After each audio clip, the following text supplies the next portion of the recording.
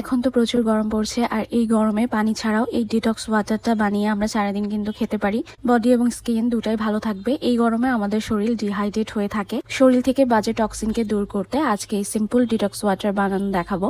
এই পুরো গরমকালটা যদি এই ডিটক্স ওয়াটারটা বানিয়ে খাওয়া যায় তাহলে শরীরের পাশাপাশি স্কিনও খুবই ভালো থাকবে। ডিটক্স ওয়াটার সম্পর্কে ডিটেলে তোমাদেরকে জানাবো। আজকে আমি 3 ধরনের ড্রিঙ্কস বানাবো যেটা তোমরা মিক্সড আপ করে পুরোটা গরমকাল খেতে পারবে। প্রথমে ডিটক্স ওয়াটার বানানোর জন্য একটা বড় কাচের মগ নিয়ে নিয়েছি, কারণ আমি এটা সারাদিন একটু পরপর করে খাবো। পুদিনা পাতা, কয়েক টুকরো শসা, আদা কুচি, চিয়া সিড সব একসাথে দিয়ে নেড়েচেড়ে মিক্সড করে নেব। আর এই ওয়াটারটা আমি 4-5 ঘন্টা রেখে দিব, যেহেতু গরমকাল সো নর্মাল ফ্রিজেই রাখবো। দেন আমি এটা সারাদিন একটু পরপর খাবো।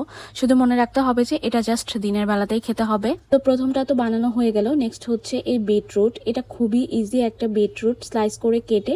বিটরুট আমাদের স্কিনের জন্য কতটা উপকারী তোমরা তো সবাই জানো, বাট হ্যাঁ এটা খেতে অনেক বেশি খারাপ বাজে লাগে। বাট এটা ট্রাস্ট মি, এটা যদি একটু কষ্ট করে কয়েক সেকেন্ডের জন্য সহ্য করে খেতে পারো, তোমার স্কিন বিশেষ করে ভিতর থেকে একদম গ্লো করবে। ব্লেন্ডারে অল্প পানি দিয়ে ব্লেন্ড করে এভাবে সেকনি দিয়ে চেপে চেপে রস বের করে নিতে হবে। এটা রেগুলার খেতে পারলে তোমাকে আর স্কিন কেয়ার করতেই হবে না, ট্রাস্ট মি।